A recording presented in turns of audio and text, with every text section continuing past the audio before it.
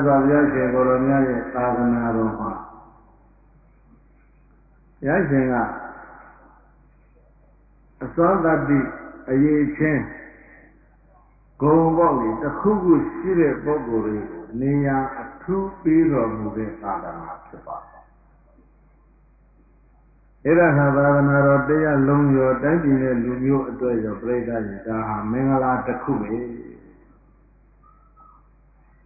ကလေးတော်ကသင်ထားတဲ့မင်္ဂလာသုတ်ကလေးဘဝကသဘောမပေါက်ဘူးလေ။ဘုရားတော်ပြိဿကြီးကြီးလာတဲ့အခါကျတော့တော်တော်သဘောပေါက်တယ်။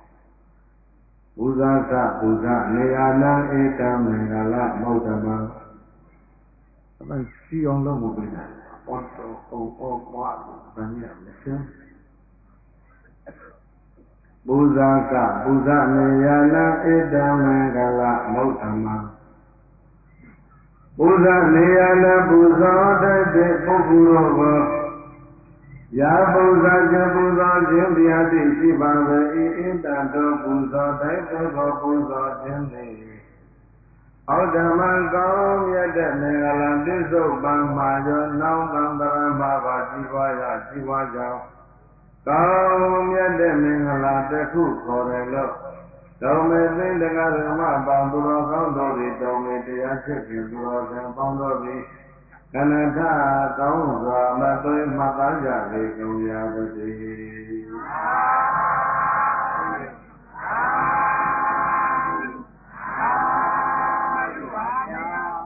ကျွေးမှတော်ရညောင်လုံးမြို့ကျွေးမှတော်ရတဲ့စံကြောင်းဆရာတော်ဘုရားကြီးကမင်္ဂလာအဖွင့်လက်ဆွဲအကျဲဆိုတဲ့ကျမ်းမှာဒီမင်္ဂလာကိုကျေရဝင့်ဖွင့်ပြတဲ့အခါဒီပူဇလိယမင်္ဂလာနဲ့ပတ်သက်ပြီးတော့စာကြောင်းလေးတစ်ကြောင်းသောဘုရားကြီးရေးထားတာကိုဘုန်းကြီးတို့ပြိဿအားလက်ဆောင်ကမ်းပါအလိုလိုက်ရဆိုလိုက်ကြ။စာကြောင်းဆိုဘုရားကြီးရောဆိုရင်ပါ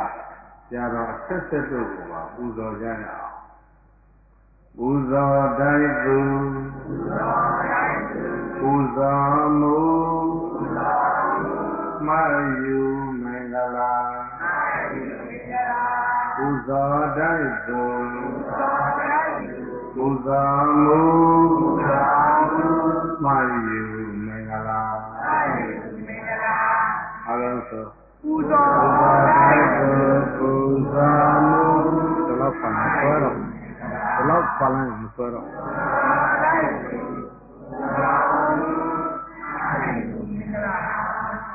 ပူဇော်တိုက်သူပူဇော်မူမယူမင်္ဂလာ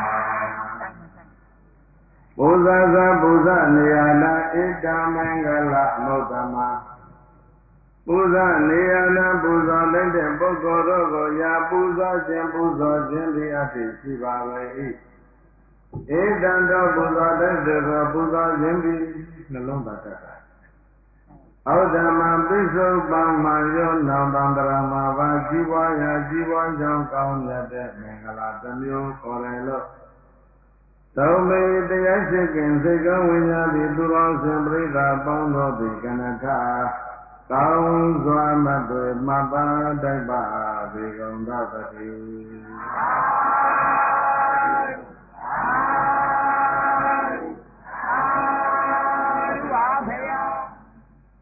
ပူဇော်တိုင်းသူပူဇော်မူမှတ်ယူမင်္ဂလာတန်ကြောင်းဆိုတော့ဘုရားတန်ကြောင်းဆိုတာကညောင်နှုံးတို့ရွှေဟင်းသာတော်ရတဲ့ရဲ့တန်ကြောင်းဆရာတော်ကြီးကိုပြောတာပါ။အားလေးမျိုးပါလည်းပဲသင်္မကတိုက်မှာတန်ကြောင်းဆိုတာရှိပြီးတော့အဲဒီမှာလည်းဟောမင်းတော်မင်းခေတ်ကတန်ကြောင်းဆရာတော်ဆိုတာရှိဘူး။သို့တော်ခုဘုန်းကြီးတို့ဆိုပြတာကရွှေဟင်းသာတော်ရတဲ့ညောင်နှုံးမျိုးကတန်ကြောင်းဆိုလို့ကြီးကဒီစာရန်လေးရေးပါတယ်မင်္ဂလာဖွင့်လက်ဆွဲအကျယ်ချမ်းဆိုပြီးတော့ပြုစုတဲ့အခါမှာဒီကနေ့ပူဇော်ကြတဲ့ပူဇော်ပွဲပရိသတ်ရဲ့အက္ခမဟာပန္တိတပူဇော်ပွဲမများပါလေပူဇော်ပွဲပါဗျာအက္ခဆိုတော့အမြင့်ဆုံးပဲမဟာဆိုတော့အမြတ်ဆုံးပဲအမြင့်ဆုံးအမြတ်ဆုံးမှာပညာရှိတဆူအပူဇော်တဲ့ပူဇော်ပွဲမြင့်မြတ်တဲ့ပညာရှင်တယောက်အားပူဇော်တဲ့ပူဇော်ပွဲက သိလို့ဒီတော့မြတ်စွာဘုရားသာဝတိမြို့ဇေရဝံကျောင်းတိုင်မှာကျင်းဟောလို့နေတဲ့အခါတုန်းကတယောက်သောပုံကသူကထူးထူးခြားခြားပူဇော်ဖို့ဆိုပြီးတော့စိတ်ကူးတစ်ခုရမြတ်စွာဘုရားကိုယ်တော်မြတ်ကိုနေ့နေ့ညညထိတွေ့ပြီးတော့ငါဒီအရှင်ရှင်ပူဇော်ဘူးတယ်ဘာသာတော်ရှင်မြတ်တို့ကိုလည်းပဲနေ့နေ့ညညထိတွေ့ပြီးတော့အရှင်ရှင်ငါဒီပူဇော်ဘူးတယ်ဓမ္မယေရနာအားမပူဇော်ခြင်းတဲ့ဓမ္မဆိုတာကအကောင်ထည်လည်းမရှိဘူးခြေလက်နားနာကိုယ်အင်္ဂါလည်းမရှိဘူးပုံစံတန်လည်းမရှိဘုရားဆိုတာပုံစံတန်ရှိတယ်သံဃာဆိုတော့လေပုံစံတန်နဲ့ကွာအဲ့တော့ဓမ္မယေရနာဟာပုံစံတန်လည်းမရှိဘူးပုံစံလည်းမရှိဘူးအကောင်ထည်လည်းမတင်ရှားပူဇော်ခြင်းကတော့ဓမ္မ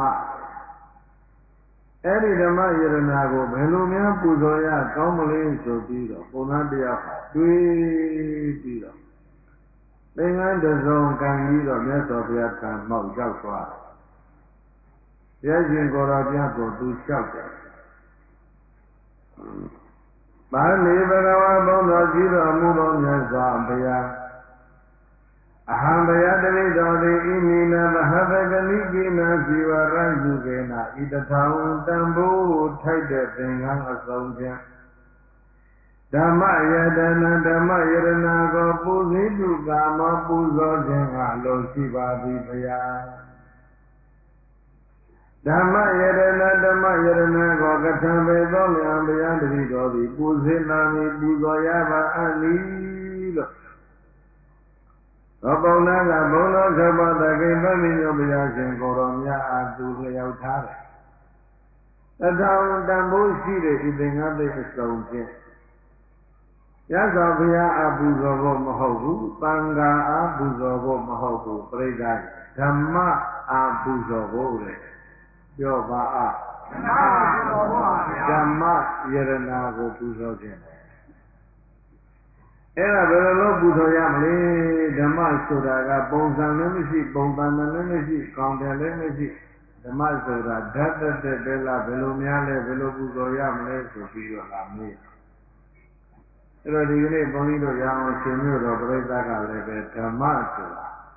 ပါလဲဆိုရင်ပြိဿကြီးကတော့ဖြေမှာပဲဓမ္မဆိုတာတရားပဲလို့ဒီလိုပဲဖြေကြပါဓမ္မဆိုတာပြိဿကြီးသင်ကြားဖို့နောက်ဓမ္မဆိုတာကျင့်သုံးဖို့နောက်ဓမ္မဆိုတာထိုးထွင်းသိမြင်ဖို့ဘယ်နှမျိုးသုံးမျိုးပါဗျာဓမ္မဆိုတာသင်ကြားဖို့ဆိုရင်ပြိဿကြီးအဲ့ဒါဟာပါဠိစလုံးပါဠိဘာသာပြန်လိုက်ရင်ပရိယတ္တိခေါ်တယ်နောက်ဓမ္မဆိုတာကျင့်သုံးဖို့လို့ဆိုလိုက်တော့အဲ့ဒါကိုပါဠိဘာသာပြန်ဆိုရင်ပฏิပတ်တိခေါ်မယ်နောက်ဓမ္မဆိုတာထိုးထွင်းသိမြင်ဖို့တဲ့အဲ့ဒါကိုဘာသာပြန်ရင်ပြိဿကြီးသစ္စာ၄ပါးခေါ်မယ်ဓမ္မဘယ်နှမျိုးရသုံးမျိုးပါဗျာပရိယတ္တိဝိဓမ္မပฏิပတ်တိဝိဓမ္မပฏิဝေရဝိဓမ္မဗျာပရိယတ္တိဝိဓမ္မပฏิပတ်တိဝိဓမ္မပฏิဝေရဝိဓမ္မပရိယတ္တိဆိုလို့ရှိရင်ပြိဿကြီးပိဋကသုံးပုံကိုခေါ်တာပဲသောတံပိဋကဝိနည်းပိဋကအဘိဓမ္မာပိဋကဒီသုံးမျိုးဟာဒါသင်ကြားရမယ့်ဓမ္မမဟုတ်လို့သူ့ကိုပရိယတ္တိဓမ္မပေါ်လာနဲ့နောက်ပฏิပတ်တိဆိုတာကတော့ကျင့်ဖို့တဲ့အဲ့ဒါသင်ပြီးရင်ကျင့်ရရမယ်သီလရဲ့သမာဓိရဲ့ပညာအဲ့ဒီသီလဆိုတာကာယကံဝစီကံထိန်းတယ်သမာဓိဆိုတာစိတ်အထိန်းကလေးပဲပညာဆိုတာကစိတ်အငြိအကျေးကိုသိတော်တဲ့နည်းတစ်မျိုးပဲလက်ကူစွာမှတ်သားစေဖို့ဟုတ်လားမှန်ပါဗျာသီလဆိုတာကိုယ်နှုတ်ရဲ့အထိန်းသမာဓိဆိုတာစိတ်ရဲ့အထင်ကော့ပညာဆိုတာစိတ်အငြိကျေးကိုဆေးတဲ့နည်းတစ်မျိုး အဲ့ဒီသုံးမျိုးပေါင်းလိုက်ရင်ပြိဿကြီးဒါဟာကျင့်ဖို့ဆိုပြီးတော့သူ့ကိုပฏิပတ်တိဓမ္မခေါ်နော်မှန်ပါဗျာ for practice နောက်ပฏิဝေဒပါတယ်ပฏิဝေဒပါဗျာပฏิဝေဒဆိုတာကထိုးထွင်းပြီးအပေါ်ယံပြီးတော့မဟုတ်ဘူးဖတ်ပြီးတော့သိတာနားထောင်ပြီးတော့သိတာဟာပฏิဝေဒမဟုတ်သေးဘူးထိုးထွင်းဘယ်ထဲထိုးထွင်းမလဲဆိုရင်ခန္ဓာထဲထိုးထွင်းရဘယ်ကကြီးဘယ်ထဲထိုးထွင်းခန္ဓာထဲထိုးထွင်းရပါဗျာဧခန္ဓာထဲမှာရှိနေတဲ့အရှိတရားတွေကိုထိုးထွင်းပြီးတော့သိတဲ့အသိကိုခေါ်တာကပฏิဝေဒဓမ္မဘာဓမ္မလဲပฏิဝေဒဓမ္မခန္ဓာရှိတဲ့အရှိတော်ကိုထိုးထွင်းပြီးတဲ့အသိတွေပฏิဝေဒဓမ္မအဲ့ဒါကြောင့်ဘုန်းကြီးတို့တရားနှလုံးကျင့်လုံးရတဲ့အခါတရားအထုတ်တဲ့ယောဂီတို့အတွက်မရှိမဖြစ်တဲ့အရှိကအရေးချင်း9ပါးဆိုပြီးတော့ဘုန်းကြီးတို့ပြောထားတာဘာဟိယသုံးပါပါတယ်အဲ့ဒီအရေးချင်း9ပါးထဲမှာတစ်ခုသောအရေးချင်းဟာပြိဿရဲ့ပဟိတတ္တဒါပါအာတာပိသမ္ပဇာနောပတိမာဧကောဥပကတောအပမတ္တောအာတာပိပဟိတတောကတောသမ္ပဇာနောပါဠိယသုတ်တံမှာလာတဲ့အချက်9မျိုးအဲဒီမှာကြည့်လိုက်မယ်ဆိုရင်ပဟိတတောတရားနှလုံးကျင့်သုံးတဲ့ပုဂ္ဂိုလ်တွေစိတ်ကိုပင်မှထားမလဲဆိုရင်ပဟိတတောခန္ဓာတွေကိုစေတွန်း၍ခါဣဒာရဲ့စိတ်ကိုပဲထဲခါခန္ဓာရဲ့ပါပါပါတရားဥဆုံးကြောင့်ဒီစလုံးတော်အကျေအမြတ်ရထားပြီဖြစ်ပါဘုန်းကြီးတို့တရားပွဲမှာ service အရင်ဆုံးတာတော့သူပဲ senior service ဆိုတာ junior သမားတွေကပုံများပဟိတတောစိတ်ကိုခန္ဓာလေးဖြစ်ဘာဖြစ်လို့ခန္ဓာလေးဖြစ်ထားလဲဆိုတော့သိသာဆိုတာဟာခန္ဓာလေးရှိတာမှန်ပါဗျာမှန်ပါနော်မှန်ပါဗျာဒုက္ခဆိုလို့ရှိရင်ဒီ၅ခုစလုံးသောခန္ဓာကိုအကုန်လုံးသိကျုံခေါ်တာဟုတ်လားမှန်ပါဗျာအဲ့ဒါနဲ့ဒုက္ခသစ္စာရှိဘူးဆိုလို့ရှိရင်ခန္ဓာထဲမရှိရင်ပြိဿကြီးအကောင်းကြီးရှိလို့မရဘူးနေတဲ့လားရှိလို့မရဘူးကိုယ်လေးရှိရတာမှန်ပါအဲ့ဒါကြောင့်ခန္ဓာထဲနှိုက်ကြည့်မှဘာဖြစ်လဲသစ္စာဖြစ်တာအတိဝေဒဆိုတာအတွင်းနှိုက်ကြည့်ဒုက္ခဘယ်မှာရှိလဲခန္ဓာအဲ့ဒီဒုက္ခရဲ့အကြောင်းဖြစ်သောပြိဿကြီးသမုဒယကတော့ဘယ်လဲခန္ဓာလေးသင်္ခါရခန္ဓာဤဒစိတ္တိပတဏှာလောဘဒီသမုဒယသစ္စာအဲ့ဒါကြောင့်ခန္ဓာလေးမကြည့်ရင်သမုဒယသစ္စာလည်းမတွေ့နိရောဓဆိုတာကချုပ်ငြိမ်းခြင်းမချုပ်ငြိမ်းလေဆိုတော့နှမျိုးစလုံးပေါ့ဗျာသမုဒယလည်းချုပ်ငြိမ်းတယ်ဒုက္ခလည်းချုပ်ငြိမ်းတယ်အဲ့ဒီနှမျိုးချုပ်တာဟာပါလေနိရောဓအဲ့ဒီချုပ်ငြိမ်းခြင်းကိုဘယ်မှာချုပ်လဲဆိုတော့ဖြစ်တဲ့နေရာချုပ်ရမှာပေါ့ဟုတ်လားမှန်ပါဗျာထင်းပုံတော်ပုံမီးလောင်နေတယ်အဲ့ဒီမီးဘယ်မှာငြိမ်းလဲဆိုအဲ့ဒီလောင်တဲ့ထင်းပုံမှာပဲငြိမ်းရအဲ့တလုံးမီးလောင်နေအဲ့ဒီမီးပဲငြိမ်းတယ်ဒီမှာပဲငြိမ်းတောကြီးတော့မီးလောင်နေတယ်ဒီမီးဘယ်မှာငြိမ်းလဲဒီတောမှာပဲငြိမ်းတို့ကျုပ်ကတော့ဘယ်မှာငြိမ်းလောင်တဲ့နေရာမှာငြိမ်းတယ်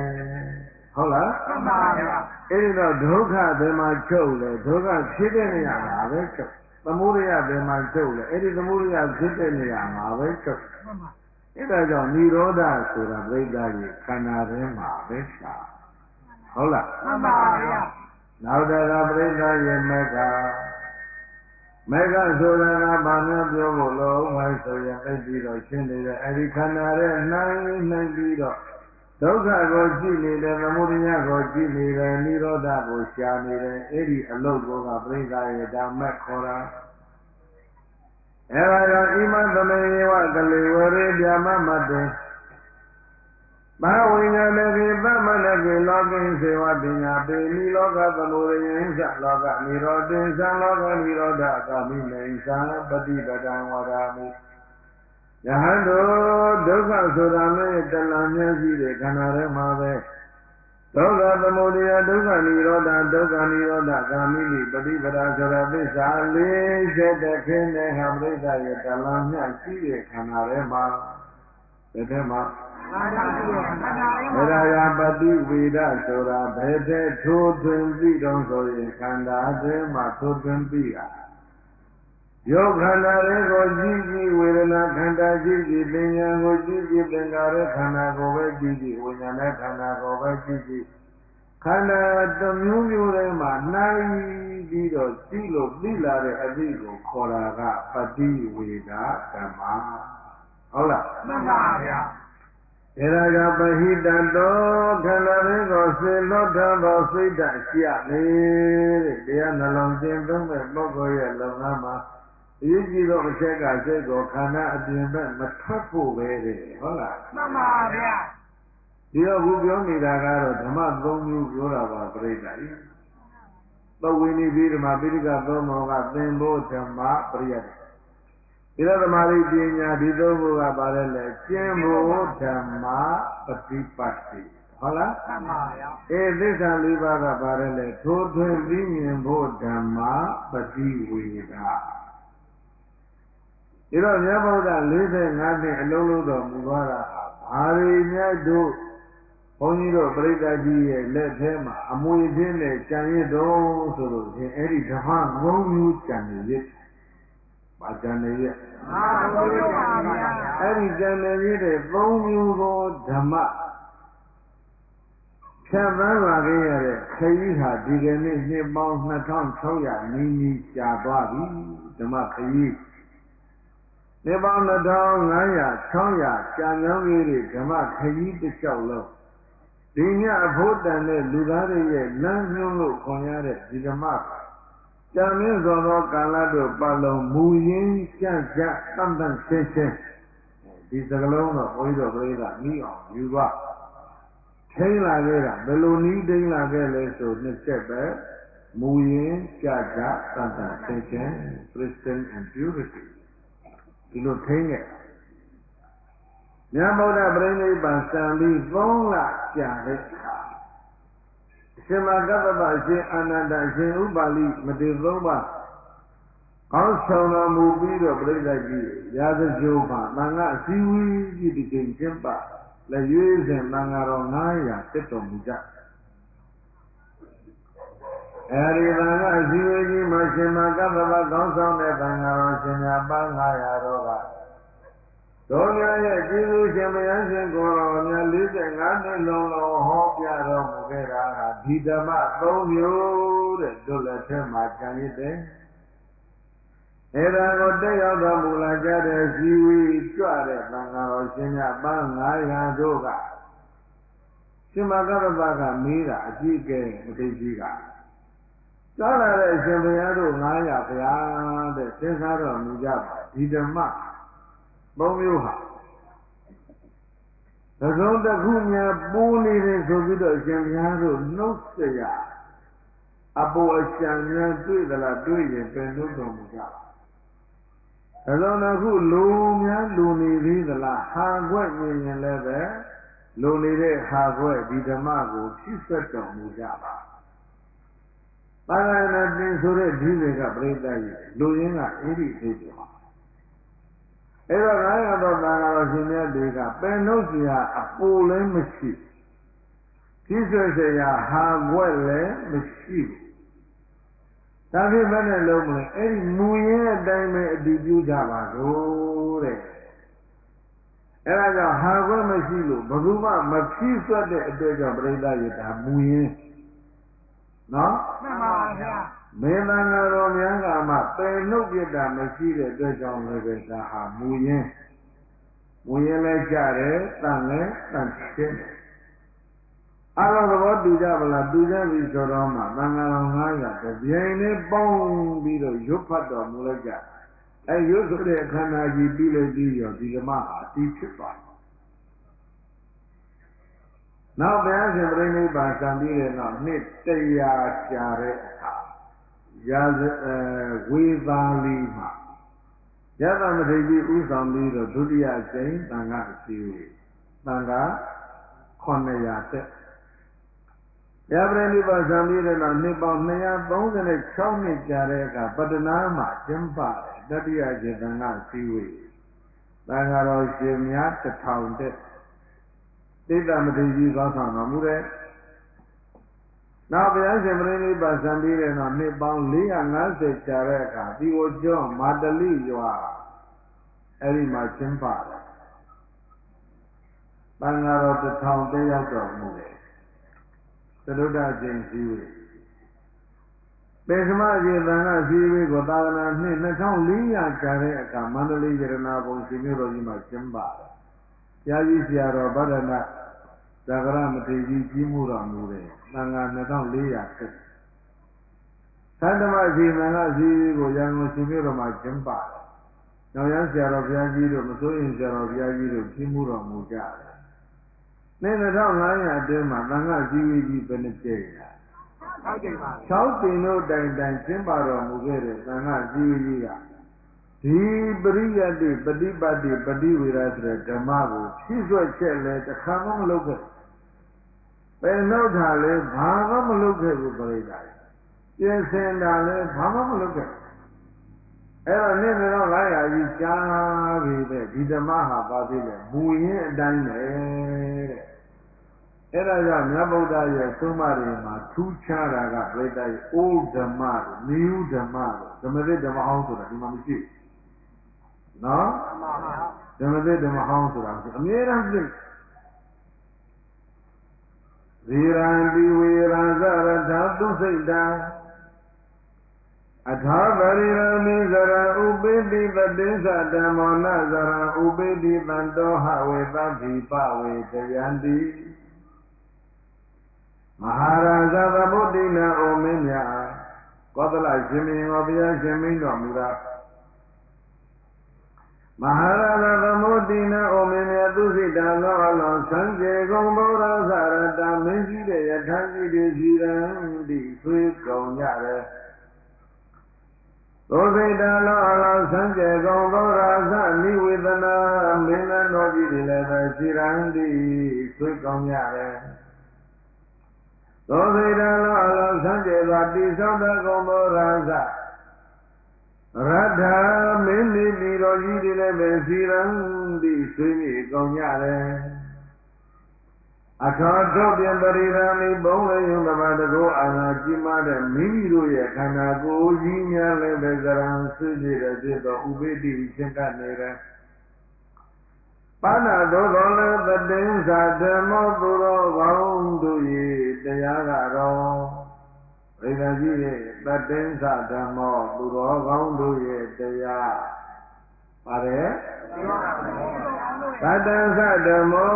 သူတော်ကောင်းတို့ရဲ့တရားဆိုတဲ့ဒီဓမ္မကတော့ဘုရားဆန္ဒဘယ်ခေတ်ဘယ်အခါဘယ်ကဘာပဲရောက်ရောက်ဒါရဆွေးနေရောယွင်းပြီးတော့အိုမင်းနေဆိုတဲ့သင်များတော့နဥပေတိဘယ်တော့မှမရောက်နိုင်ဘူးလူတော်ကောင်းတရားဘယ်တော့မှဆွေးတယ်အိုရဲဟောင်းနေရင်တော့မရှိဘူးတဲ့အဲ့ဒါမြတ်တွေကသိလို့မကပွင့်တဲ့ဘုရားတွေအသာထား၄သိန်းရှိကဘာတသိန်းဆိုတဲ့ကာလဂေါရမဗုဒ္ဓပါရမီပြည့်တော်မူတဲ့ကာလအဲ့ဒီ၄သိန်းရှိကဘာတသိန်းအတွင်းမှာဘုရားပေါင်းပရိသတ်ကြီး28စုတဲ့ဘုန်းတော်မူပါတော့28စုသောဘုရားရှင်ကိုရောမြတ်တို့ဒီကနေ့ရှိနေမယ်ဆိုရင်ဘုန်းကြီးတို့ရန်ကုန်ကတရားဓမ္မတွေသွားပြီးတော့လျှောက်ထားကြည့်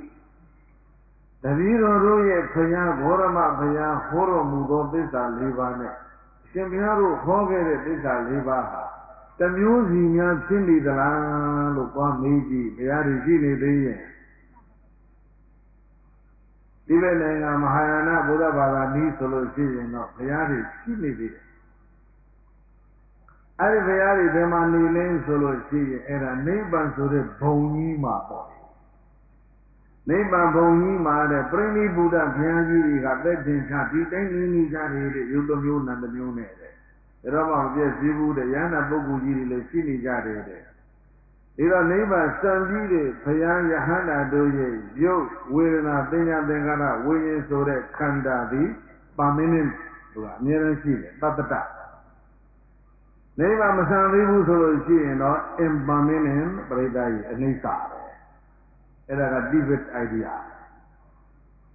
စိတ်ကျင်လည်းပဲပရိသတ်ကြီးကြိုက်လိုက်ဟုတ်လားနိဗ္ဗာန်ရောက်ရင်ဘယ်တော့မှမအိုတော့ဘူးဒီတိုင်းခန္ဓာကိုယ်အထင်ရှားတဲ့နိဗ္ဗာန်အရသာကိုခံစားပြီးတော့နေနေရတယ်ဆိုတော့မင်းတော်တော်သိကြပါတော့ဟို heaven မှာရောက်သွားတဲ့လူတွေနဲ့တော်တူတယ်ဂျနက်ရောက်သွားတာတွေနဲ့တော်တူတယ်အဲ့ဒါ Tibet idea ရှိတယ်အဲ့ဒါ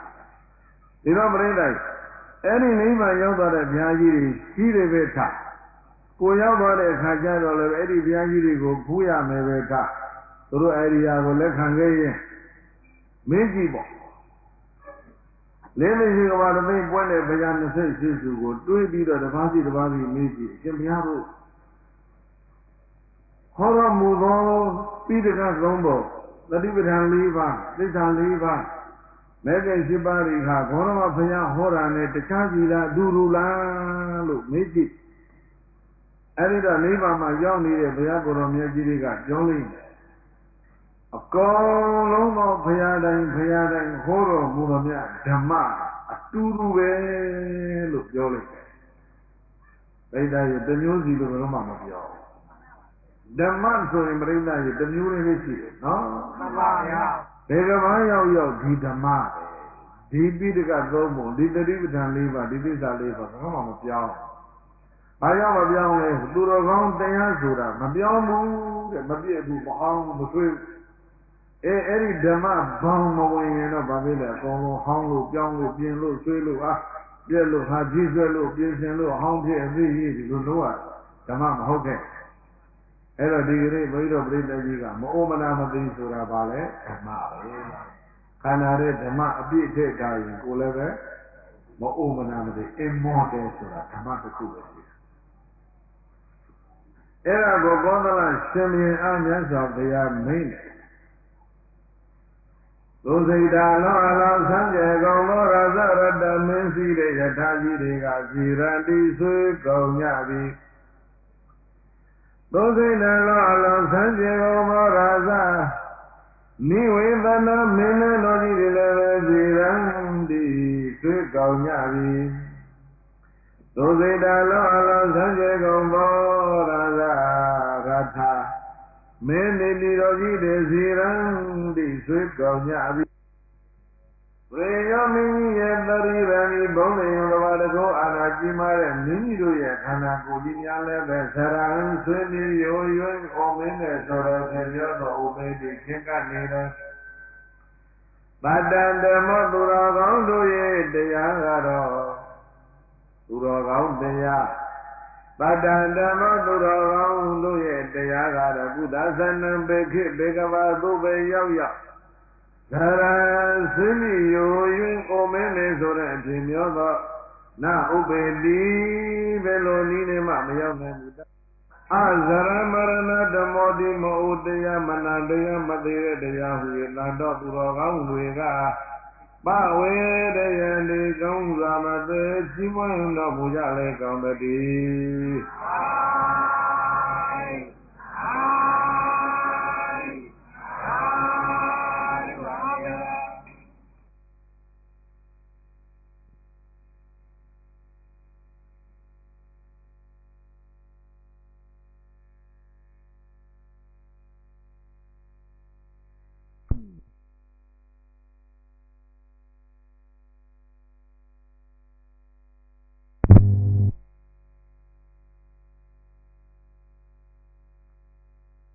ဘုန်းကြီးတို့ရဲ့ဘုရားသာသနာအနေနဲ့ပြောရင်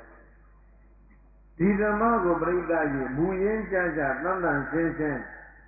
မဟောင်းမနှောမကျိုးမမိန်ရအောင်ထိန်းပြီးတော့လာခဲ့တာအကျဉ်းချင်းကျဲကျဲကြီးကြည့်လိုက်ရင်ပြိဿကြီး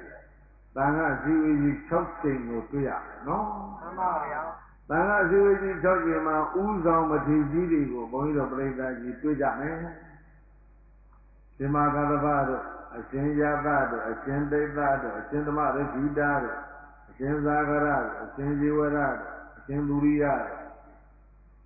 ဒီဥဆောင်မထေကြီးတွေကသံဃာတွေကိုဥဆောင်ပြီးတော့မှဒီဓမ္မကိုထိန်းပြီးတော့လာခဲ့တာအဲဒါကြောင့်ဘုန်းကြီးတို့ပြိဿပူဇော်တဲ့သူပူဇော်မှုမယူမင်္ဂလာဆိုတဲ့ဓမ္မရဲ့ဘုဒ္ဓံဘုံကိုတကယ်သိကြတဲ့သူတော်ကောင်းတွေကဒါတော့ကြံကြောင်းနဲ့နှစ်တည်မှာဒီဓမ္မကိုမူရင်းအတန်ထိန်းလာတဲ့ဓမ္မဓမ္မပုဂ္ဂိုလ်တွေကိုပြိဿရဲ့အာပတယပူဇော်ကြဖို့ပဲ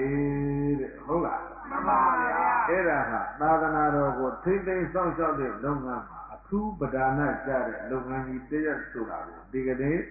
ဘုန်းကြီးတို့ပြိဿအားဒါဘုန်းကြီးတို့လာပြောတာပရမသင်္ဃာနာတင်ပွဲရာဇဂိုမှာပြီးတော့ရှင်မကတ္တဗကသံဃာတွေမေးရှင်ဘုရားတို့ဒီလောက်များတဲ့ဓမ္မခန္ဓာတွေကိုဒီလောက်ကြံ့ကြောင်းတဲ့နှစ်တည်တိုင်အောင်မူရင်းကြတန်တန်ရှင်းရှင်းဘယ်လိုလက်ဆင့်ကမ်းပြီးတော့သိသွားကြမလဲဆိုတဲ့အခါသံဃာစီဝေကြီးသဘောတူညီခြင်းနဲ့သုံးပြချက်ချအဲဒီကောင်းဆောင်မတိကြီးရှင်မကတ္တဗကဘေးဥဆောင်ပြီးတော့မှပန်ယုတ်တနိကေငါးချမ်းကိုတာဝန်ယူပြီးတော့ထိမ့်ပါရှင်မကတ္တဗကပန်ယုတ်အရှင်အာနန္ဒမထေရကတော့ဒီကနိကေကိုထိတ်ထိတ်ဆောင်ရှောက်ပါတာဝန်လေးဝေးတာနော်မှန်ပါဗျာဝိနည်းငါးချမ်းကိုတော့အရှင်ဥပါလိကတာဝန်ယူထိမ့်ပါမင်းစီမနိကေကိုတော့ရှင်သာရိပုတ္တရာရဲ့တပည့်ကြီးများကတာဝန်ယူထိမ့်ပါဓမ္မသင်္ဃာနာတင်မဲ့သာရိပုတ္တရာမပါနိုင်တော့ဘူးသောကြီးပြိဋိဘံကံသွားဒါကြောင့်သူ့ရဲ့တပည့်ကြီးတွေတက်လာတော့ဩမင်းစီမနိကေကခက်လက်ခက်ဒီလိုက်စီလေးရတယ်အနှစ်အသားလည်းပါအဲ့တော့လောက်ခက်ခဲတဲ့မင်းစီမနိကေနဲ့ပြီးဓမ္မခဏကျမ်းကိုရှင်သာရိပုတ္တရာရဲ့တပည့်ကြီးတွေကစောင့်ရှောက်ဧကောဒနိကေကိုတော့တဲ့အနုရုဒ္ဓမထေရတာဝန်ယူစောင့်ရှောက်ဆိုပြီးတော့နိကေကြီးတွေကိုပြိဿရေသံဃာတော်ခေါင်းဆောင်မထေရကြီးတွေကအတိအတိတာဝန်ယူပြီးတော့တတိအဆက်ဆက်ကိုပို့ချပြီးတော့လာခဲ့တာဒီကနေ့အထိပဲအဲ့ဒါအသေးပဲဗာလဲဓမ္မဒရအဲ့ဒီအသေးပဲဗာလဲဓမ္မဒရပါဗျာဘုရားရှင်သာသနာမှာဒါအမျက်ဆုံးလုပ်ငန်းပဲတဲ့ပြိဿဘာလုပ်ငန်းလဲအမျက်ဆုံးလုပ်ငန်းပါဗျာဓမ္မကိုသေဆောင်လာတဲ့သေဆောင်တော်မူကြတဲ့စောင့်ရှောက်တော်မူကြတဲ့လုပ်ငန်းကသာသနာမှာအမျက်ဆုံးပဲဘာကြောင့်ပြောနိုင်လို့ဆိုလို့ရှိမြတ်စွာဘုရားကိုယ်တိုင်ကပါရိပုတ္တရာရဲ့ညီတော်စုံဒမထေရကိုမိန့်ဘူးတွေစကားတခွန်ရှိဧဝဧတံဘိက္ခောပတ္တံဗတ္ထ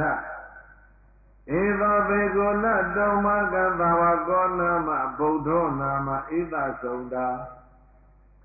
ဣတိဘဂဝါဘုသုတံဘိက္ခောအတ္တနောဌာနေတပေတိသောတာစေတသုံနာဧဝံဤသို့ဣတံဘိက္ခောဤသို့လည်းဓမ္မကိုသင်ဆောင်တော်မူကြတဲ့သံဃာတော်များကိုသောမေသေနောတရတိပတ္တဗတ္တရှိမွန်ကြကုန်သောပူဇေထာပူဇော်ကြကုန်သောစေတဆုံးနာဓမ္မကိုဆောင်ရွက်တော်မူတဲ့ရှင်ကောင်းတော်ကိုသင်တို့တွေရှိမွန်ကြရမယ်ပူဇော်ကြရမယ်ဓမ္မကိုဆောင်တဲ့ပုဂ္ဂိုလ်တို့ကိုဘာလို့ရမယ်ရှိမွန်ပါမယ်ပူဇော်ရမယ်ဧတံဘိက္ခောပတ္တံဗတ္ထဆိုတာချီးကျူးဒီကနေ့ချီးကျူးပူဇော်ပွဲနော်မှန်ပါဗျာပတ္တံဗတ္ထကြီးမွန်ကြကုန်သောပူဇေတပူဇော်ကြကုန်သောပူဇေတပူဇော်ကြကုန်သောကြီးမွန်ပြီးတော့ဘာလို့ပူဇော်ပါဗျာပူဇော်ဆိုတာနှမျိုးပေါ့ဗျာသိတတ်သွားပြီပစ္စည်းနဲ့ပူဇော်တာရဲ့တရားနဲ့ပူဇော်တာရဲ့ပတ္တဗတ္တကြီးမွန်ကြကုန်သောသုံးပုဒ်တွေကိုဖော်ပြပြီးတော့ကြီးမွန်ကြဘုဇေတပစ္စည်းတရားဒီနာပါနဲ့ပူဇော်လိုက်ကြဧဝဘေကွအဲ့ဒီလိုဓမ္မကိုသေဆောင်တဲ့ပုဂ္ဂိုလ်များသည်ဓမ္မကသင်တို့ရဲ့နတ်ဘာဝကောနာမဘာဝကမဟုတ်ဘူးတဲ့သိတာရဲ့ဘာမဟုတ်ဘူးဘာဝကဆိုတာတပည့်လို့အဓိပ္ပာယ်ရှိတာဓမ္မကိုဆောင်တဲ့ပုဂ္ဂိုလ်ကိုသာဝကလို့မသတ်မှတ်ပါနဲ့ဘုရားကပြိဋ္ဌာယ ထိုက်တဲ့တန်တန်နေရာပြီးတယ်နော်မှန်ပါဗျာသွားတဲ့ပုဂ္ဂိုလ်ကိုပြိဿရဲ့ဘုရားရှင်သာသနာကတကယ်နေရာပြီးတာဓမ္မဆောင်တဲ့ပုဂ္ဂိုလ်ကိုသာဝကလို့မသတ်မှတ်အာဝကဆိုတော့တတိဒါဖြင့်ဘယ်နဲ့သတ်မှတ်မလဲဘုဒ္ဓနာမဧသဆောင်တာတိသောနာရှင်သောသောနာဧသာဧသောပုဂ္ဂလောဤကဲ့သို့ဓမ္မကိုသိဆောင်လာကြတဲ့ပုဂ္ဂိုလ်များကိုတောင်းမဲ့သင်တို့တွေသည်ဘာဝကရေလောမသမနေဗုဒ္ဓနာမဗုဒ္ဓမီဤပါမီဤလံဗုဒ္ဓမီပါလေသာဝကမဟုတ်တော်ဘူးတဲ့ဘာပါလဲဗုဒ္ဓမီပါလေအဲ့ဒါကြောင့်အမြတ်ဆုံးဖြစ်သွားတာဗုဒ္ဓနာမဗုဒ္ဓမီဤလိုဘဂဝါဘုန်းတော်၆ပါးတကယ်ဘုရားရှင်ကိုရောမြတ်သည်ဓမ္မတရံဘေခုဓမ္မဆောင်တော်မူတဲ့အရှင်မြတ်များကိုဘုဒ္ဓတံဘေခုပြီးသောဘုမာဘုဒ္ဓတံများတော်မူကြတဲ့ရှင်မြတ်တွေကိုအတနောဌာနေမိမိမရှိတော့တဲ့နောက်ပိုင်းသာသနာ2500ဆိုတဲ့ဒီကာလမှာဘုရားရာဓုဆိုတဲ့ဗုဒ္ဓအရာ၌တပေတိကောင်းသောမလွယ်ထမ်းရတော်မူခဲ့ပါပဲတည်း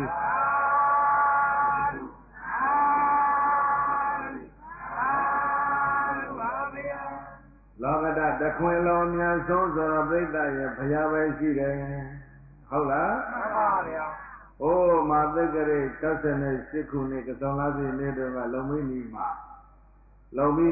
သိတ္တရမင်းသားကလေးအင်းကြီးမင်းရိပ်ပွားတော့စိတ်ကြပါလားတပန်းကနတ်မြမာတွေကြက်ကြက်တိုးအောင်လာပြီးတော့ကြည့်ကြတယ်။ကဘာတခွင်လုံးအမျက်ဆုံးယောက်ျားတော့မွေးကြီးဆိုပြီးတော့ပြိဿရဲ့နတ်မြမာတွေအုံအုံကျက်ကျက်တိုးကြည့်နေတဲ့ကြားသိတ္တရမင်းသားကတခါတည်းမက္ခဏကြီးမှရက်ပြီးတော့ကောင်းငင်ကိုလက်ညှိုးထောင်မြောက်လိုက်ပြီးတော့လေ9လမ်းတောင်လှမ်းလိုက်သေးတယ်ပြီးတဲ့အခါကျဘာပြောလဲအဂောဟမသမိလောကတာဒါကဥထွန်းကျော်ဘယ်လိုပြောမလဲ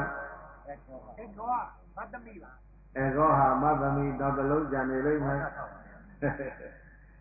အဂောဟမသမိလောကတာအာနာဒီလောကဘလောကတစ်ခုလုံးထက်ဧကောအမြတ်ဆုံးသည်အတ္တမိဖြစ်၏ငါသည်ဒီကမ္ဘာလောကမှာအမြတ်ဆုံးပဲသိတာရဲ့ငါသည်ဒီကမ္ဘာလောကမှာပါပါတယ်အမြတ်ဆုံးပဲတဲ့သိတာကမင်းသားကဘွားရမယ်တွေ့ကြော်တော်မူရေးတဲ့နတ်တိပြမာရီကြားမှာနော်မှန်ပါဗျာနတ်တိပြမာရီစစ်ကြောင်လာတပေါင်းကအုံအုံကြဲကြဲကြည့်နေတဲ့ကြားမှာဟေးဒီကဘာမှာငါအမျက်ဆုံးပဲဆိုပြီးတော့လက်ညှိုးထောင်ပြီးတော့ပြောသွားတာဘုန်းကြီးတို့ပြိဿပြောရဲလားမပြောရဲပါဗျာထောက်ကြဟိုဘက်နာကရှင်အောင်နေနာတောင်သွားမပြောရဲစစ်ကြောင်လာတပေါင်းကနတ်တိကြားမှာအသာထားရှင်အောင်နေနာရောက်ရင်ကိုမလေးဖျားဖျားဒီလိုပြည့်နေတယ်ကွာပါဇက်ကဘုရားပြောတာစိတ်ကတော့ဘုရားမို့အိမ်တော်ငါနတ်ကသိခဲရပါပါဇက်ကတော့ဘုရားအဲ့တော့ဘုန်းကြီးတို့ပြိဿမပြောရတဲ့အကြောင်းလေးပါပဲနော်ငါအမြတ်ဆုံးဆိုတာပြောရင်ပြောလည်းမပြောနိုင်ဘူးပြောနိုင်တဲ့အရေးချင်းလည်းမရှိဘူးတဲ့အဲ့ဒါကြောင့်အဂတ်ဆိုတဲ့အမြတ်ဆုံးပုဂ္ဂိုလ်ကပြိဿကြီးဘုရားမှန်ပါဗျာဒီလိုမဟုတ်လားမှန်ပါဗျာအပရာဇိတပလင်လေးပိပိပုတ္တဝိပောကလေအဘိဓေကေသဗ္ဗဗုဒ္ဓနာဧကပတ္တောပမောတတိသေဇာနာပကိဝေမင်းအပေါင်းတို့ဤနန္ဒီဝတ္တနောနိတရှင်လဝမ်းမြောက်ခြင်းကိုအစဉ်မပြတ်ဖြစ်စေတတ်သော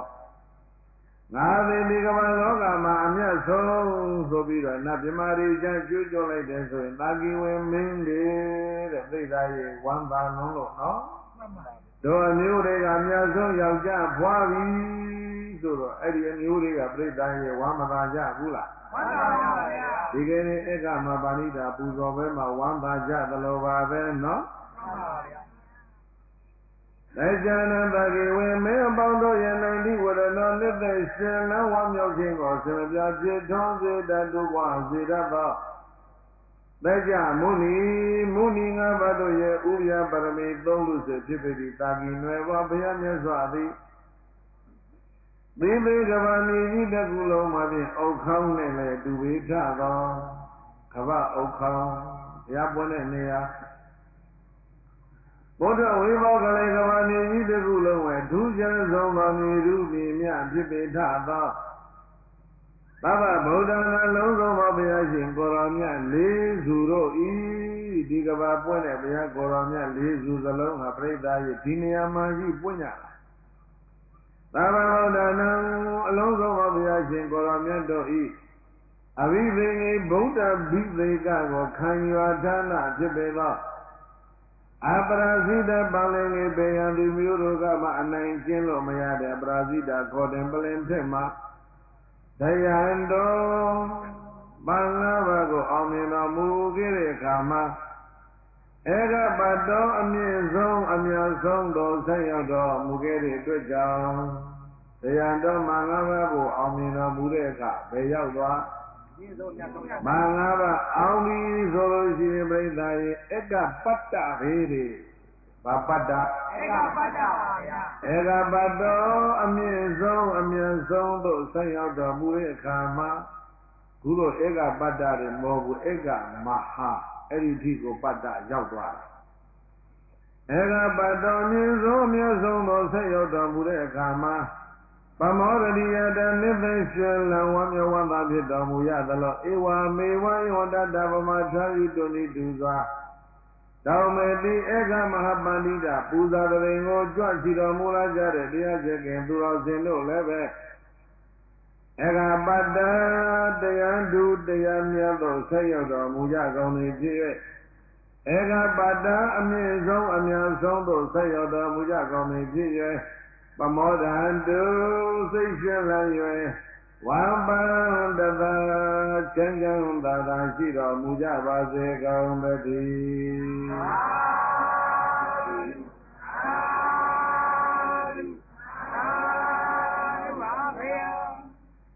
ရှိသမျှဓမ္မအကုန်လုံးအပြည့်စုံအကုန်သိပြီဆိုရင်ပြိဿရေဒါဟာဧကပတ္တပဲနော်မှန်ပါဗျာဓမ္မအုပ်ကောင်အလုံးစုံအကုန်သိပြီဆိုလို့ရှိရင်ဘာဖြစ်လဲဧကပတ္တပါဗျာအဲ့ဒါဧကပတ္တအမြင့်ဆုံးကြောင့်သွားဒီကနေ့ဓမ္မကိုဆောင်ဓမ္မကိုသိတော်မူတဲ့သတော်ဘုရားကိုနိုင်ငံတော်ကဧကမဟာပန္တိတဟုတ်လားမှန်ပါဗျာအဲ့ဒါဟာအမြင့်ဆုံးပဲပြိဿရေဘုရားပဲတဲ့စိတ်သားဆုံးတာဒီလိုဓမ္မဆောင်တဲ့ပုဂ္ဂိုလ်တွေကိုသင်တို့ဟာသာဝကလို့သဘောမထားနဲ့ဘုရားလို့မှတ်သားလိုက်ကြဘယ်လိုလဲဘုရားလို့မှတ်သားလိုက်ပါဗျာဣတိဣသောလေဘဂဝါဘုရားရှင်ကိုရောမြတ်တိဓမ္မဒါရံပိကိုဓမ္မဆောင်တဲ့ပုဂ္ဂိုလ်ကိုအတနောတန်နေမိမိရာတုဆိုတဲ့ဗုဒ္ဓအရာ၌တပေတိကောင်းစွာမသွေထမ်းရတော်မူခဲ့ပါပဲတည်း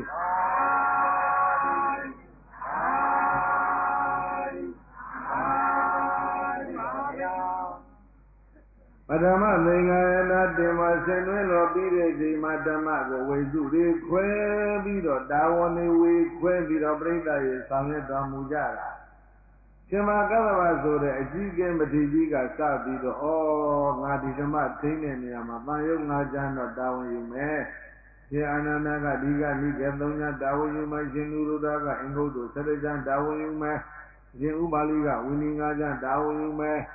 အရှင်သာရိပုတ္တရာရဲ့တပည့်ကြီးများကတော့မေဇိမနိကေပြီးမှ9ချမ်းတာဝန်ယူမယ်ဒီလိုဝေပြီးတော့ပြိဿရေထိမ့်လာခဲ့တာဒီကနေ့အထိပဲနော်မှန်ပါဗျာအဲ့ဒါကြောင့်ပြိဿရေကဗ္ဗကျေးဇူးရှင်ကြီးများဆိုလို့ရှိဟာဒီဓမ္မရဲ့တန်ဖိုးကိုသိတဲ့ပုဂ္ဂိုလ်တွေကကျေးဇူးရှင်သတ်မှတ်တဲ့နေရာမှာဓမ္မဆောင်တဲ့ပုဂ္ဂိုလ်ကကျေးဇူးကြီးတဲ့နေရာမှာအကြီးဆုံးပဲဒီဓမ္မမရှိရင်ကဗ္ဗမှာနေနေလားပွယ်တဲ့အတိုင်းပဲ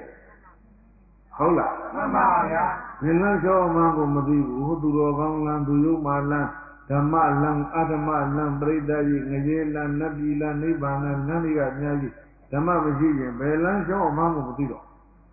အဲ့ဒါကြောင့်ဓမ္မမရှိတဲ့ကဘာဟာပါတယ်နဲ့နေလားကွယ်နေတဲ့ကဘာဒီကနေ့ဓမ္မထွန်းကားနေတဲ့နိုင်ငံဟာနေလားနှစ်ဆင့်ပြိတ္တကြီးလင်းနေတဲ့အတိုင်းလေးတဲ့ ဒီတော့ဒီဓမ္မကိုထင်းပြီးတော့ဆောင်ရတော့မူကြတဲ့ရှင်မြတ်တွေကပရိသတ်ကြီးရဲ့ပါများပါလေကျေးဇူးရှင်များဖြစ်တယ် great benefactor of the world ကမ္ဘာကျေးဇူးရှင်ဆိုတာဓမ္မဆောင်တဲ့ပုဂ္ဂိုလ်ကတကယ်ကျေးဇူးရှင်သို့တော်လည်းဓမ္မအကြောင်းမသိဘူးဆိုလို့ရှိရင်တော့ကျေးဇူးရှင်ပဲသိတော့မယ်ဗျာဒီနေ့တော့ဘုန်းကြီးတို့ပရိသတ်ကသိလိုက်ကြတာဓမ္မရဲ့တန်ဖိုးသိတော့ဓမ္မကျေးဇူးရှင်တွေကိုဒီကနေ့ပူဇော်ကြတယ်နော်မှန်ပါဗျာအဲတော့ခုနကတန်ဖိုးတစ်ထောင်ရှိတဲ့သင်္ကန်းကင်ထားတဲ့ပုံနာကဘုရားပေါင်းလျှောက်တယ်ဒီဓမ္မဒီတတောင်တန်တဲ့သင်္ကန်းကိုတတိတော့ဓမ္မယရနာအားလှူခြင်းနဲ့ပူဇော်ခြင်းနဲ့ဘယ်လိုလှူရပူဇော်ရမလဲဆိုတော့ရသော်ဘုရားကဓမ္မဒရဓမ္မဆောင်တဲ့ပုဂ္ဂိုလ်ကိုပူဇော်လို့အမိန့်တော်ရှိဒါဆိုလို့ရှိရင်ဓမ္မဆောင်တဲ့ပုဂ္ဂိုလ်ဟာဘယ်သူတော့ဓမ္မနဲ့ပတ်သက်လို့ဘုသူတ္တအများဆုံးပုဂ္ဂိုလ်အားပူဇော်ဓမ္မဘုသူတ္တဘယ်သူများဆုံးလဲဒီလိုလည်းမေးရောဘုရားမဖြေဘူးသံဃာကိုမေးတယ်ဘယ်မေးရမေးရပါလားတောင်သာသင်္ကန်းတိုင်ထိုပုံနာသံဃာတော်တွေစုဝေးနေတဲ့မန္တလမာလာဝင်သွားရှင်ဘုရားတို့သံဃာစည်းဝေးကြီးတပည့်တော်လျှောက်ဆရာရှိပါဘာလျှောက်မလဲရသော်ဘုရားကိုတပည့်တော်လျှောက်တယ်တောင်သာသင်္ကန်းဖြင့်ဓမ္မအားပူဇော်ခြင်းလို့ပါအဲ့တော့ဘယ်ပူဇော်ရမလဲဆိုတော့ဘုရားကမင်းလိုက်တယ်ပိဋကသုံးပုံဘုသူတ္တအများဆုံးကိုတော့ပူဇော်လို့ပြောတယ်အဲ့ဒါပိဋကသုံးပုံမှာဘုသူတ္တအများဆုံးဟာဘယ်သူများပါလဲဘုရားလို့လျှောက်တော့ဘုရားကသံဃာကိုမေးလို့ဆိုပါတယ်အဲ့ဒါကြောင့်တပည့်တော်သံဃာလာမေးတာပါရှင်ဘုရားတို့ဓမ္မဒါရဘုသူတ္တပုဂ္ဂိုလ်ကိုပြောကြပါဆိုတော့မှသံဃာစည်းဝေးကြီးကတချို့ကိုယ်တော်တွေကပိဋကသုံးပုံမှာဘုသူတ္တအများဆုံးရှင်သာရိပုတ္တရာပဲပေါ့ဆိုလိုက်တော့တချို့ကဒါပြောရှင်သာရိပုတ္တရာကဘိဓမာတော့ဘုသူတ္တများတယ်တဲ့သုတ္တမမများဘူးတဲ့ဝိနည်းလည်းဘုသူတ္တမများဘူးတဲ့အဲ့ဒါဆိုရှင်ဥပါလိကိုသူကလည်းဝိနည်းပဲတစ်ဖက်သူက expert ဖြစ်တာတဲ့သုတ္တဘိဓမာလို့ expert မဟုတ်ဘူးတဲ့အဲဒီလိုပြောကြတယ်နောက်ဆုံးဘယ်ရောက်လဲဆိုတော့အရှင်အာနန္ဒာရောက်လာတယ်ဘယ်ရောက်အရှင်အာနန္ဒာဟာဓမ္မကိုအပြည့်အစုံလဲဆောင်တော်မူတယ်ဓမ္မ၌ဘုသူတ္တလည်းအများဆုံးပဲသောတံဆိုလို့ရှိရင်လည်းပဲရှင်အာနန္ဒာပြိဋ္ဌရှိဆိုင်နေတာပဲဝိနည်းဆိုလည်းပဲဆောင်ထားတာပဲအဘိဓမ္မာခုနှစ်ကျမ်းလည်းဆောင်ထားတာအဲ့တော့ဓမ္မမှာဆောင်းနိုင်ဆုံးနဲ့ပြိဋ္ဌရေဘုသူတ္တအများဆုံးအစွမ်းရည်တတ်တဲ့အရှိဆုံးဟာသံဃာစည်းဝေးကနေရွေးလိုက်တာဘယ်လိုလဲအာနန္ဒာမထေရဲ့ဝမ်းကြာတိုက်ခန့်တော့မဟုတ်ရင်နှလုံးသားဟာဓမ္မဗန္ဒိတ်ကြီးပဲတဲ့ဓမ္မကိုအကုန်သိုးလောင်ထားတဲ့ဗန္ဒိတ်ကြီးပါပဲဆိုတော့မှဒုပုံနာကပြိဋ္ဌသဘောပေါက်ဘယ်နဲ့သဘောပေါက်တော့ဆိုတော့ဘုရားကလည်းပဲthếငါကြီးတော်အာနန္ဒလှူလိုက်လို့ဓာတ်ရိုက်မပြောချင်ဘူးတတော်ကသင်္ကရှင်အာနန္ဒနဲ့တန်းတယ်လို့ဘုရားကမပြောချင်ဘူးအကယ်၍ပြောလိုက်မယ်ဆိုလို့ရှိရင်သင်္ကန်းလေးများကောင်းကောင်းရဘုရားကလည်းသူ့ညီအတွက်ကြီးပဲလို့ဆိုပြီးတော့တစ်ဖက်ကကဲရလာရင်ပဲလို့အဲ့ဒီလိုဖြစ်မှဆိုလို့သံဃာစည်းဝေးကြီးတင်ပေးလိုက်တယ်ဒီအစိုးကိုနော်မှန်ပါပဲအဲ့တော့သံဃာစည်းဝေးကြီးကနေရွေးလိုက်တော့မှနော်မင်းလေးလွတ်လိုက်တော့ဘယ်သူရအာနန္ဒာမထေဆိုတော့မှအာရုံသဘောတူရဲ့လားတူပါတယ်ဆိုတော့မှတထောင်တန်သင်္ကန်းကင်ထားတဲ့ပုံသားကရှင်အာနန္ဒာအနာကိုချင်းကပ်ပြီးတော့လှူသွားတယ်လှူတာကသံဃာအလှူတာမဟုတ်ဘူးအာနန္ဒာအလှူတာမဟုတ်ဘူးဘာလေအာနန္ဒာဩရှင်မယအာနန္ဒာဣမိနဘဟဗေကဏိကေနစီဝရယုကေနတထောင်ထိုက်တန်တဲ့ဧသင်္ကန်းပေအဆောင်ဖြင့်အာသမတောအနန္တတရှင်ဘုရားအာနန္ဒမတေယဟရေနှလုံးထဲမှာပဋိတိတံဒီကိနေတဲ့ဓမ္မယတနာဓမ္မစီတိယံဓမ္မယတနာဓမ္မစီတိတော် Uzemi Darapu Bayadvido Pelu Layabado the Shimbaya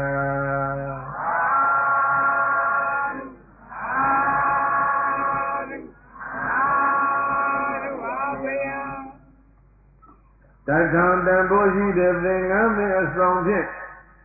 Ajimaya Ananda Madaya Nalo Emadike Nido Bago Buzalaita Dhamma Yatana Babare Natamyobyo Dhamma Siddhi Babare Boido Brida Delita Siddhi Nijima the Karen Pubu went up. No? Era the Gero Ziri Amen Brida Siddhi A. Sirigaro Limuve Dadu ye Dhamma ye Odita ye Privoga. Sirigaro Limuve. Who many are ha Ziri would carry Majina Madonna. Urawana Donga de Dengi Mamiji for Pubu Low, Swita Dameson and Lewa Window Boy. Titaja, Siri Luro Poi. Now, a day Ziri go jump you with a Ziri a new Ziri corner. The guys Zirigaro, Dadu, Dadomiaha, Ziri. The Magana ship only down ha, Ziri. Payaya don't have this the baby and down way, boarding young yes, happy, Erariga, Ziri. Payaboromiago, Yi, Nyom Biro, Chauto, Titaro, Jiru, do that, you do Zinduha. Sidi Beye Lo Sidi Leva. Yakuro Boniro Breda, the down down at the Gankandare, Bonaga, Chin Ananda go Luda, Mahobene, Babio, Tamaziri go Luda. Ha Boniro Breda, call like the Lanyon, Dignity Boniro, Jilon of Son and Lugo, no? I don't know the Goni, Dignity, Egama Manida, Puzo Wesera. Eri the town of Mengan Kaimira, the Messi Puzore, Bonaye, Tome, the Majorana, Digni Puzo Jarava. Eri the Mazi, Villa, Laura, the Colon, Amia Somolo, Daha, Ega Puza, Mahamuza, Vepo. The Mas found a Bogo, Gavada Colon, Amia Song Yao Jamolo, Ega Puza, Mahamuza, Vepo. No? Taman Bozeva Midi. Dhamma Dare Bogale Sadoi Busy Ubadana Buzenda Vegaronda Damedana Danandi Nama Dhamesa Sira Didi Gangaranda Dhamma Dare Bogale Dhamma Dara Bogorogo Iraji Yeba Bogorogo Dhamma Dare Bogale Dhamma Dara Bogorogo Sadohi busy Zili Bado Kit. Bozinda Buzoja Mensoyan, the Gronda, Yoga Buja Mensoyan, Gronda, Liam Buja Mensoyan. Marinda, Yanuja Mensoyan. Tamidana, the Dandi, Nama, Tama, Yerana, Abe Ludi, Lenija Leroy. Dhamma sound Bogorigo Buzo Jindi, Dhamma Yerana A Buzo Jin Tekesa Jire. Now Daga Dhamesa Zira Didi Gangaronda. Di Dhamma Vivil in Brida Yedadana Vemhogla. Piriga Dombo the Bria di Dadana. Dina the Mari Dinariga Domba the Padipati Dadana. Then I leave us Suraga, Padi Vida Dadana. Era Sadana Sura, Dijama go with you. Divandari go Yindi on Soma Sura, Dijamaga Somara. Era di Babile, Padana. Era Damesa di Damazore, Dadana Rogo. Sira Didi Gangaronda Jamis, I see can get the Ansong shall be Vijalegao. Amiro of Hero, Hori Billy outside Mars, so be the that is the meeting, maybe Nabago. Yicho Billy de come. Maybe Yichule be was a Chileto, Nakisa being it. The Gizaga, maybe Yichulaya, now the Gizaga, they have been Shilongaya. Then it's a Biva. Chow get the kid in it, huh? When it's a bit so they're not English, the guy see. Don't think no Jabari. မြတ်စွာဘုရားကဆိုကြီးရပြောထားတာအမ္ပသေသနာကရုသိနာနာနီးတဲ့ဒီပင်ရေလောင်းသလိုပါပဲတဲ့တကယ်တော့ဒီပင်ရေလောင်းတာကပရိသတ်ရဲ့အဓိကမဟုတ်လိုက်ဘူးအမေပေကိုရေချိုးတာကအဓိကဒါပေမဲ့ဒီပင်ကြီးရေလောင်းတဲ့ကိစ္စပြီးသွားဘယ်နာကရေချိုးပေးလိုက်တယ်ဒီပင်အောက်ရေချိုးပေးလိုက်တယ်တစ်ချက်ကောက်ရင်တစ်ချက်ပြဗမာစကားဟုတ်လားမှန်ပါဗျာပရိယတိဓမ္မကိုပူဇော်လိုက်တဲ့အတွက်ကြောင့်ဒီပရိသတ်ကြီးဓမ္မပူဇာလည်းဖြစ်မယ်နှစ်ဓမ္မဆိုတဲ့ဒီသာသနာကိုကြံ့မြင့်အောင်စောင့်ရှောက်တဲ့ကိစ္စလည်းဆောင်ရွက်ရရောက်တယ်တဲ့ဓမ္မပူဇာကိစ္စပြီးသွားတာကအမေဖေကိုရေချိုးပေးသလိုဖြစ်သွားတာဓမ္မယရဏသာသနာစောင့်ရှောက်တဲ့ဆိုတဲ့ကိစ္စကတည်းပင်ရေလောင်းသလိုဖြစ်သွားတာပရိသတ်ကြီးနှစ်ကိစ္စပြီးတဲ့ပွဲပေါ့နော်မှန်ပါဗျာဓမ္မပူဇိတာမိတိဓမ္မကိုပူဇော်တော်အဟု၍ဓမ္မတရိပုဂ္ဂိုလ်လေဓမ္မကိုဆောင်ရွက်တဲ့ပုဂ္ဂိုလ်တော်ကိုတတောဟိပစ္စည်းဤပစ္စည်းလေးပါးတွေနဲ့ပူဇေနာပူဇော်ကြမယ်ဆိုရင်ကရောတာလေးနဲ့ပြုကြမယ်ဆိုရင်မာနန္တမြန်လို့ကြမယ်ဆိုရင်ဓမ္မိတာမတတန္တိနာမဓမ္မယရဏအားလည်းပြည့်လို့ပူဇော်ပြီးနေကြလေကောင်း၏ဒါပေသာစီရတိတိကံကရောတတိဓမ္မဆိုတဲ့သာသနာကိုကြာမြင့်စွာတည်နာအောင်သာသနာစောင့်ရှောက်တဲ့ကိစ္စလည်းပြည်စည်းကြလေကောင်း၏လောမတ္တနလူသောဆရာဖြစ်တော်မူသောဘုရားရှင်ကိုရောမြတ်တိဩဇာကရုဏာရှိတာမေတ္တာအားဖြင့်ဟောကြားတော်မူခဲ့ပါပေတည်း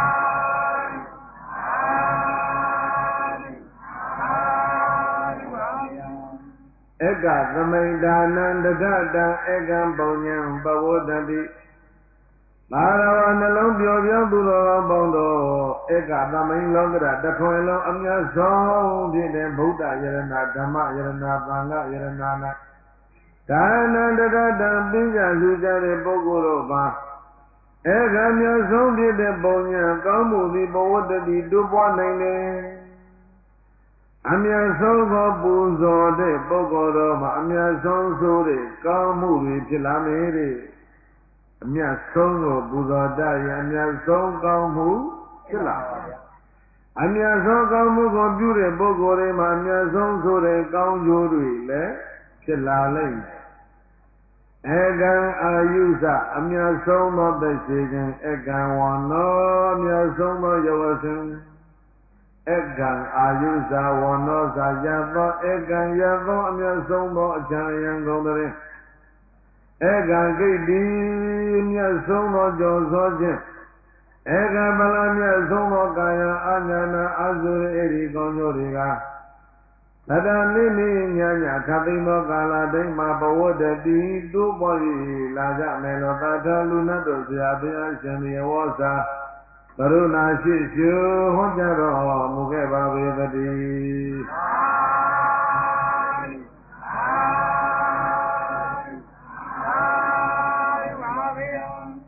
ဧကသတ္တမေတဝီဧကဓမ္မသမာဟိတောဒေဝဗုဒ္ဓမနုဘောဝဧကပတ္တောပမောရတိသာရဝနှလုံးပြောပြောသူတော်ကောင်းပေါင်းတို့ဧကသလောကတတပင်လုံးမြတ်ဆုံးပြည့်တဲ့တရားတရားသံဃာယရဏသုံးပါးအားဒါတာပိတလူတတ်တဲ့နေရာဝီမြတ်ဆုံးသောဓမ္မနဲ့ကောင်းစွာတည်မိတဲ့အတွက်ကြောင့်ဒေဝဗုဒ္ဓဝါနတ်မှာပဲဖြစ်ဖြစ်မနုဿဗုဒ္ဓဝါလူမှာပဲဖြစ်ဖြစ်ဧကပတ္တောအဲ့ဒီလူတွေမှာလည်းအများဆုံးလူတွေမှာလည်းအများဆုံးလူဧကပတ္တောနတ်သေးမှာလည်းအများဆုံးနတ်အဖြစ်တော်ဆက်ရောက်တော်မူကြကုန်ပြီဖြစ်၍ပမောရတိမွေလျောနေဆိုင်ပြောပိုက်နိုင်တော်မူကြတယ်လို့သတ္တလူနာတော်ဆရာဘုရားရှင်သည်အဝေါဇာကရုဏာရှိတမေတ္တာအဖြင့်ဟောကြားတော်မူခဲ့ပါပေတည်း